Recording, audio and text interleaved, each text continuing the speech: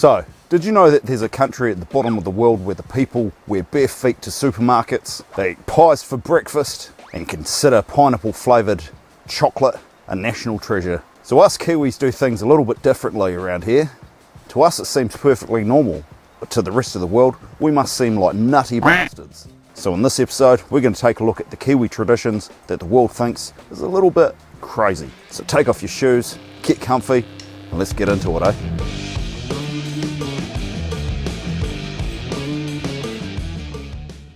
So these days, people can earn a pretty good living showing their feet. So, you know what really sets us Kiwis apart? Our unapologetic love of going barefoot. Pretty much anywhere, anytime. From toddlers to farmers, people kick off their jandals and stroll into cafes, shops, and hell, even offices, bare toes and all. This barefoot habit probably started with our rural roots and a love of outdoor life. Rugby in muddy fields, surfers hitting the beach, and kids running wild in parks like they're feral dogs. To Kiwis, it's normal, natural, and downright practical. But for the rest of the world, outside New Zealand, people treat bare feet in public like it's a health code crime. People in suits clutch their pills at the sight of exposed toes. Bare toes usually mean that you're broke, unclean, or basically breaking society's rules. But here, it's just Tuesday. And honestly, the world could learn a thing or two about chilling out, one barefoot step at a time. So, some countries have fancy ovens, air fryers, but here in New Zealand, we just dig a hole and call it a day. Oh man, if you haven't experienced a New Zealand Hangi in your lifetime, you're missing out. The Hangi is a traditional mouldy method where the food is cooked in a pit with hot stones, buried beneath layers of either leaves, wet bed sheets, cloth, hessian sack, and then covered with earth. The process involves digging a hole in the ground, heating stones until they're white hot with fire, and then piling on your meat, which is either chicken, lamb, pork or fish. Then it's your root vegetables, like potato, pumpkin, kumara, and then cabbage. And don't forget your stuffing, then covering it all up and letting nature do its thing. The result?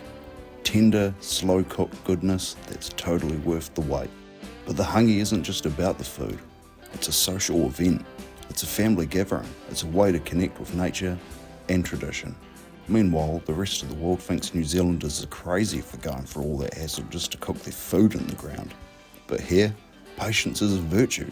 Dirt is a secret ingredient, and unearthing your dinner feels like you're winning the lottery.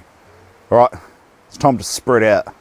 To the untrained tongue, Mumm might kinda taste like burnt soy sauce and the loss of all your hopes and dreams.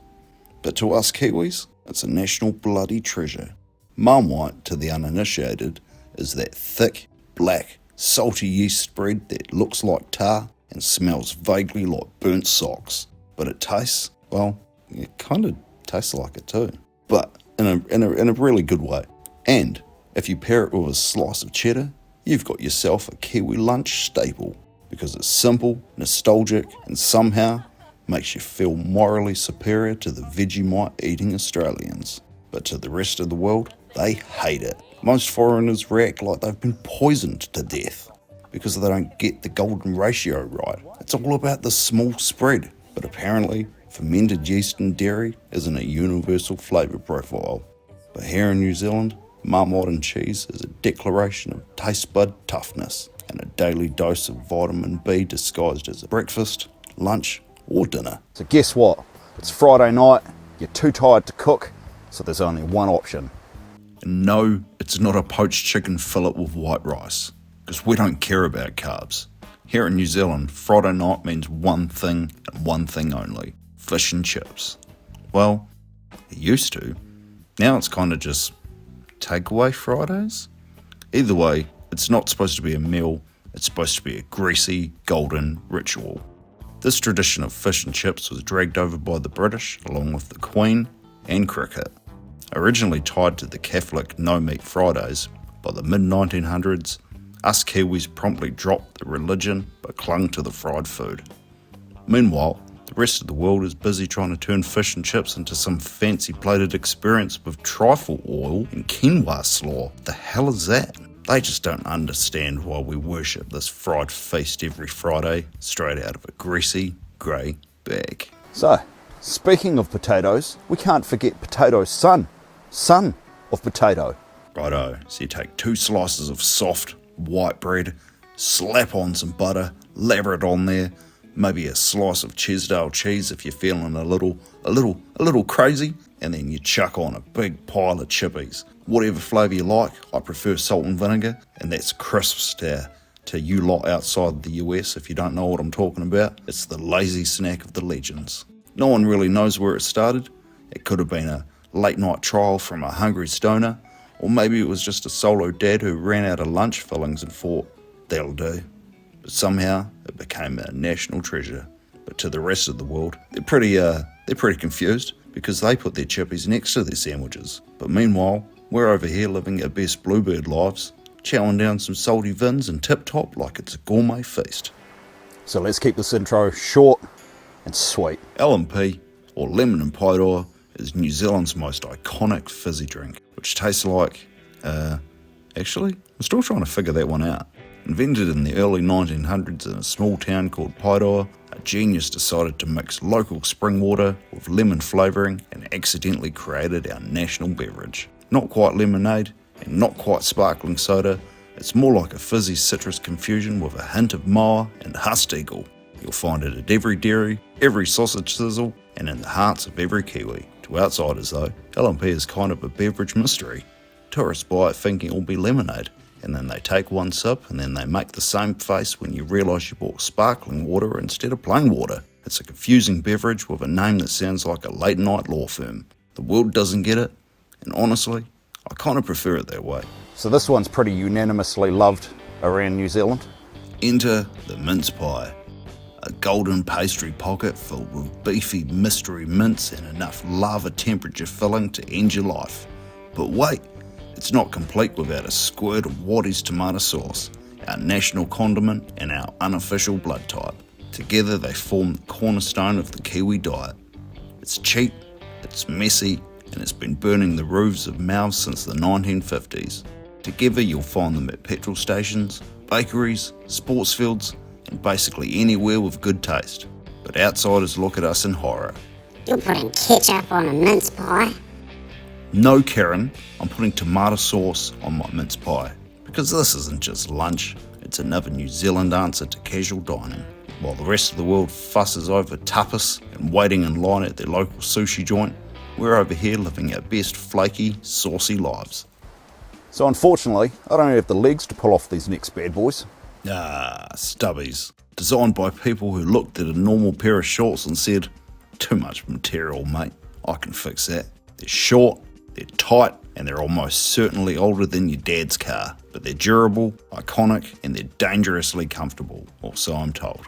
First appearing in the 1970s, these thigh-high legends were designed for hard work and even harder tan lines. Originally Aussie, yeah, but New Zealand saw them and said, yep, those are ours now. Worn by tradies, farmers, and on dads aggressively mowing their lawns and jandals. The rest of the world doesn't get it. What are those men in construction boots and daisy dukes? Because it's New Zealand, mate. We believe in hard work, strong thighs, and maximum leg exposure. And honestly, if your shorts don't ride up when you squat, are you even building anything? They show just enough thigh to remind you who's in charge of the barbecue. So I'm guilty of having this next one on multiple occasions for dinner, with no regrets. Onion dip is just 2 ingredients and infinite national potential. First mixed up in the 1960s by Rosemary Dempsey. It's nothing more than a can of reduced cream mixed in with a packet of onion soup. You stir it until your arm cramps up, whack it in the fridge, and voila! New Zealand's most essential party guest. But real Kiwis know the entire fabric of reality rests on this beige, slightly lumpy miracle. Show up to a barbecue without it, and you'll be kicked out, beaten, and possibly sleeping with the fishes. Outsiders must stare in horror. Soup powder and cream? They whisper, clutching their avocados and kombucha. Exactly. Welcome to Flavour Town, bitch. While the world fusses over kale chips and yogurt dips, we're way too busy polishing off this family-sized bag of chippies and scraping out the bowl with this last tangy hit. So we don't even grow the next fruit in this country which provides the flavouring for this next item. So I don't know where we get it.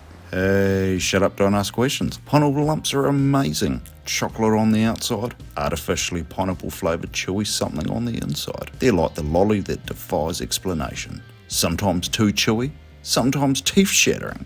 It's like playing Russian roulette with a potential dentist bill, but they're way too addictive to stop eating. You know that. They were invented in the 1950s by a New Zealand company called Regina. Pineapple lumps aren't just candy, they're childhood memories, school lunch heroes, and emergency snacks for anyone caught in the midnight fridge raid. Tourists get handed a bag and stare at them, unsure whether to run or eat. Chocolate and pineapple? Together? Thanks, but no thanks. Well, guess what? Sven? More for me then, I guess. Enjoy New Zealand. So there you have it, folks. 10 strange and silly sacred Kiwi traditions. They might seem pretty bizarre to the rest of the world, but to us, it's just another Tuesday. So, which one was your favourite? Let me know down in the comments, and don't forget to like, subscribe, and I'll see you in the next one, eh?